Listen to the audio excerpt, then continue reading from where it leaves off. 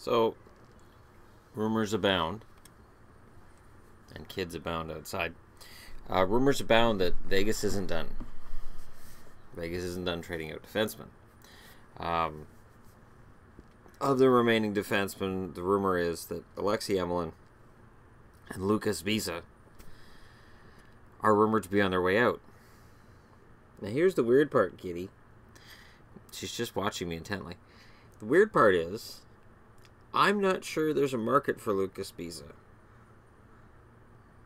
While I said I appreciated his time in Vancouver, and I thought he did well last year, and I think he's given a lot of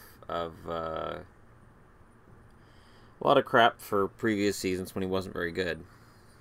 The fact is, he's had 1 year where he was okay. He may still not be worth the cap hit. And when we look at what they got back for Mathot, and when we look at what they got for Schlemko, what does Vegas get for an Emelin or a Sbisa? Emelin, you may be able to ask for more. The problem with Emelin is this. So, he plays dirty. You're going to be killing penalties because he's going to do things that he shouldn't do. And because of the fact that basically his face is reconstructed, he can't fight. So he generates a lot of controversy through the fact that he throws a lot of borderline or dirty hits, and he doesn't own up to it because he can't. And we went into that during the season. We went into that whole Emelin why he doesn't fight thing during this season. The fact is,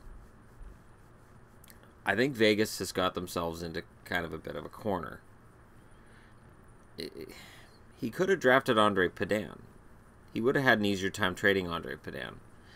Padan's younger, hell of a lot cheaper, and there are still people who believe Andre Padan's going to be an NHL defenseman. I'm not one of those people, but there are people who believe it'll happen.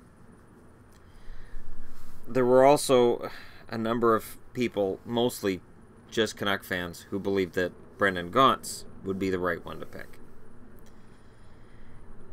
Gaunce, I like Gaunce a lot. He's got a tremendous amount of spirit and fight. And anytime that a kid's a little slow or a little undersized, hey, right there with you, kiddo. The problem is, he doesn't have hands. And he's not a physical forward. So where are they going to play him? So I get why they picked Sbisa. But they might as well keep him. Because here's the thing. So it's written on TSN here that if Vegas moves Emelin and Sbisa, they'd be left with Jason Garrison, Clayton Stoner, Braden McNabb, John Merrill, Colin Miller, Derek England, Shea Theodore, Griffin Reinhart, and Nate Schmidt. So out of that, the top six would be Garrison, McNabb, Miller, England, and I'll say Theodore and Schmidt, which would leave Merrill on the outside, Stoner on the outside, and Reinhart on the outside. But nobody will take Stoner either. So if you add Stoner to the list of guys he's trying to get rid of, who's going to touch him? And again, Vegas has set the trade market. And they set it kind of low for what they have. The other problem is, and I believe I said this before the expansion draft. I believe I did. I'm not claiming for sure I did. That by drafting a lot of defensemen, he's putting himself in a position where GMs know he has to get rid of defensemen.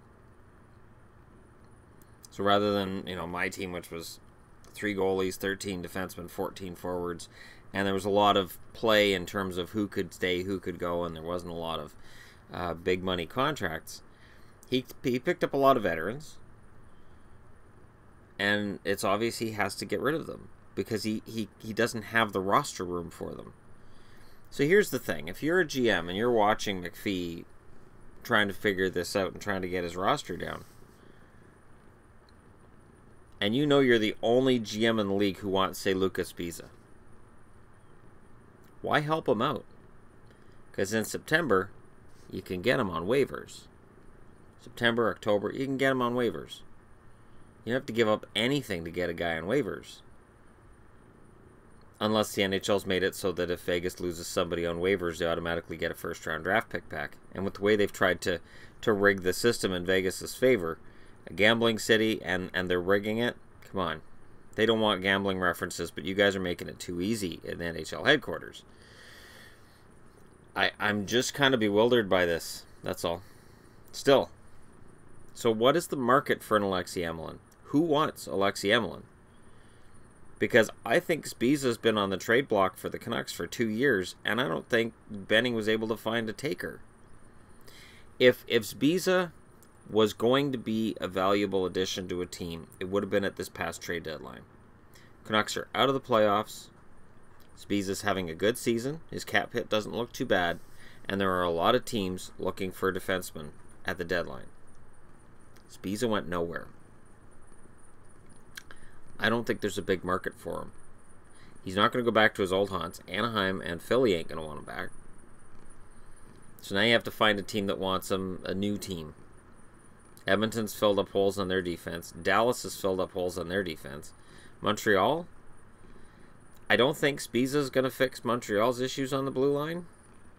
I don't think losing Emelin and getting Sbisa back would help. In fact, they'd be better off getting Emelin back than making a move for Sbisa. And as I discussed yesterday, Montreal absolutely could trade for Emelin back. Because this is a system that favors Vegas. Oh, Vegas wants to make that trade to get a guy? To move a guy back? That's fine. That's fine, because it's Vegas. It's weird. But, yeah, it's going to be interesting to see what happens from here. And who does Emelin go for? Who does Sbisa go for? Did they go at all? Can Vegas find a taker for those guys? If the Rangers get shut out on Shattenkirk, do they say, well, maybe we'll give Emelin a shot? Because, you know, Shattenkirk's a power play point man, and Shattenkirk is 28, and Emelin is older, and as I mentioned before, a little bit on edge. And I don't know that Emelin would be an improvement on anything that they have. And the thing for me is, I think if the market value is not there, then you got to look at moving somebody else out. I mean, Garrison's a power play point man, and Shea Theodore is potentially going to be a top 4 defenseman in the NHL soon. But again, you have to play this right, and it almost feels like panic, kind of, sort of, a little bit. That maybe after the expansion draft, he's like, yep, I got a pretty good roster. All right, I'm going to work the phones. Gets on the phones, and they're like, I'm not interested in that. But I'm looking at your depth chart, and yeah, we've got the draft, we got free agency. We're not really worried in that. We're not really interested in that guy. But no, see, I went over. I've gone over this. Yeah, well, I'm not interested. So when that starts to happen and the market value starts to become an issue, you know. But where does Emelin go? Where does Sbisa go? Go ahead, be prophets, figure it out, and then you got bragging rights when you can come back later and say, see, I told you where those guys were going to go. So, anyways, it's an interesting topic to start the day. There's another speculative topic that's out there that I might as well address because I think it's kind of crazy, but it's worthy of being addressed. But that, I'm going to do soon. Oh, and I know these don't match.